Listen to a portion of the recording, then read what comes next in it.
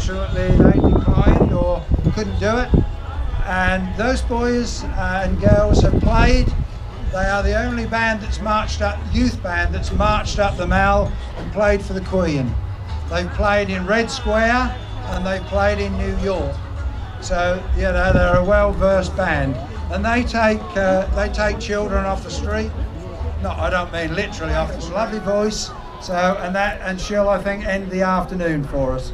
So please, afterwards, don't go away. Just go down to that stage where you can hear all that noise going on at the moment and listen to Luna. So well done. Thanks for coming.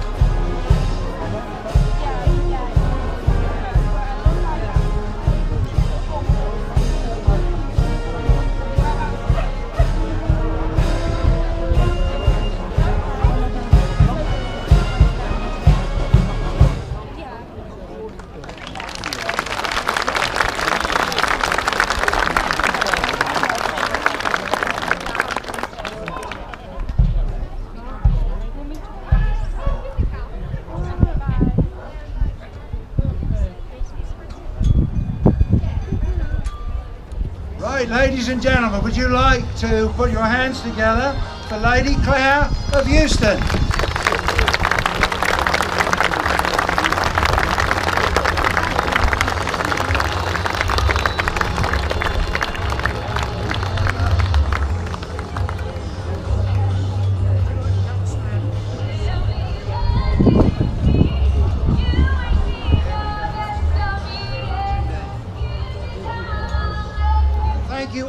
For coming here to help us celebrate Martlesham Heath's centenary. As you all are all aware, and I shall get this little point in, this was the top station in the country between the First and the Second World Wars. So you are sitting on hallowed ground, and you understand that, don't you? Can I introduce, ladies and gentlemen, and we have already introduced her, but I will do it again, Lady Claire of Euston. So well done. We do thank Lady Claire for coming here today to USAF at Heath. Welcome, sir. And an old friend who I haven't met, but I have spoken to him on the phone, is Squadron Leader Richard Fryer. Richard has been very helpful in getting the Battle of Britain flight, etc. So we're very pleased for that. Who else have we got on my little list here? The Reverend Toby Tate here, our local vicar who will do a short address in a moment. We have the Honour Guard from, I guess, from Heath, and they're going to march on in a moment. Yes, there they are, behind us there, in resplendent in uniforms there, folks. Right, Battle of Britain flight behind you, folks.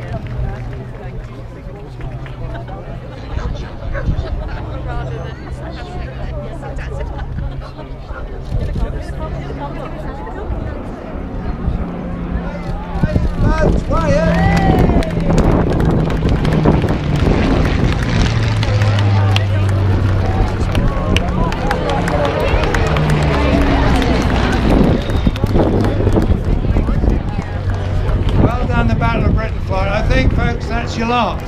The wings waggled to say thank you very much, goodbye. So brilliant.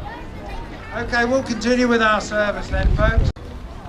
Lord Lieutenant, Reverend, gallant and distinguished guests, ladies and gentlemen. Can you hear me all right? Yeah. Thank you, good. Now, we are standing here, as you know, on hallowed ground, to repeat the words of the chairman. Just underneath us was the runway, the main runway, for RAF Martlesham Heath. And my job is to talk about the RAF station during war periods. And it's a great honour for me to be here covering this task. There's not much to see from where we are about the airfield as it was. But just over there, of course, we've got the control tower, which is maintained and preserves the history of this airfield and will continue to do so for generations. And we owe a great round of thanks to the Martlesham Heath Aviation Society for their work in doing that. Now, we owe a big debt of gratitude to all the gallant, brave and selfless servicemen and women who served here during the Second World War. But before enlarging on that, can we just go back in time a little bit and remember that this airfield, before it was RAF, was run by the Royal Flying Corps, and they worked on an experimental basis for weapons and aircraft in the very early days, 1916, 1917. Flying then, even in beautiful weather, was an extraordinarily hazardous business. But they plugged on, developed aircraft and brought aviation to the fore so that it could become a very important and today supreme act of warfare engagement. But before that, youngsters here might not be aware that warfare was entirely in the hands of the land forces and the naval forces. Like Heath and myself, thank you for your kind invitation to be a part of the Martlesham Heath Century Celebration.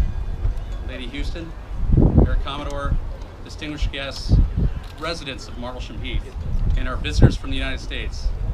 This is an honor for me personally to be here. I know firsthand about the special relationship between our countries. I witness it every day. I also had the distinct privilege of commanding the 334th Fighter Squadron at Seymour Johnson Air Force Base, the direct descendant of RAF 71 Eagle Squadron in today's United States Air Force. We are here to celebrate the 100-year anniversary of a community also known as the cradle of British aviation. It is this community that opened its doors in April of 1941 to the men of RAF 71 Squadron and later to the 356 Fighter Group. Members of the community didn't know these individuals, and the squadron members had no idea of their new neighbors, but they came to develop a deep relationship and appreciation for each other that has left an indelible mark as witnessed in today's celebration. We don't know what motivated these brave young men from America to disobey the American isolationist policies of the day. Why did they give up their careers, their families, and in some cases their lives to fly and fight? Some say it was patriotism, maybe a taste for adventure, or perhaps the love of flying.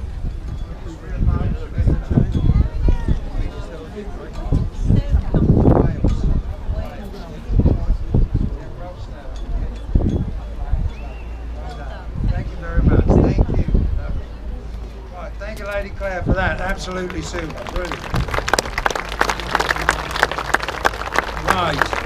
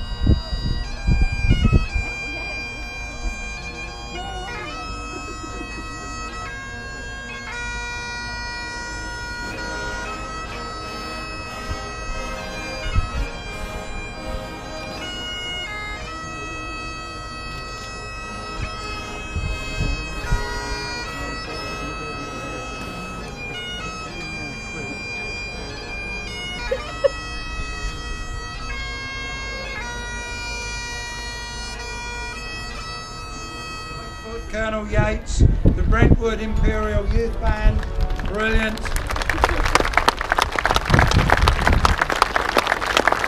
The Honour Guard, the ATC and the Army Cadets, as I've mentioned, and they've all come to make this a memorable occasion. We would also like to thank, I'd like to thank, the committee of MH100, and I sat on that committee as, yes, by all means, please.